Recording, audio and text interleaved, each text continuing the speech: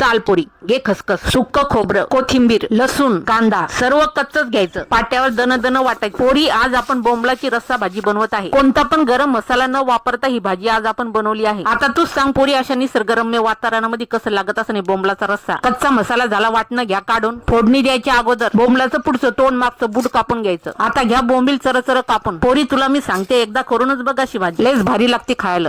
चाल आता ठेव चुलीवर कढई. कढईमध्ये टाक तेल. तेलामध्ये टाक कापलेले बोंबील. बोंबील होते खमंग. पोरी, आज जंगलात बसलेले म्हणून कोणाच्या पण नाकात वास जाणार नाही. बोंबील काढले की त्याच तेलामध्ये कांदा टाकायचा. कांदा नटला की लगेच कच्चं वाटण टाकायचं. वाटणामध्ये मिरची पावडर, हळद टाकायची. आता मसाला घ्या खमंग परतून. मसाला कढईच्या बुडाला लागत असेल तर थोडंसं पाणी वता. नंतर लाल टमाटर टाका. मसाला पुन्हा परतून पाणी वता. आता या बोंबलाच्या रसाला काही डुडू पाणी करायचं नाही. रश्याला उकळा आला की फ्राय केलेले बोंबील सोडा. आता चवीनुसार मीठ टाका. रस्स्यामध्ये बोंबील नरम होईल तोपर्यंतच रस्सा कडू द्या. नंतर कढई खाली उतरून घ्या. चाल आता पोरी, ठोक एक लाईक. पोरी, अशा प्रकारे बोंबलाचा रस्सा नक्की करायचा आणि बाजरीच्या भाकरी संग किंवा ज्वारी संग खायचा.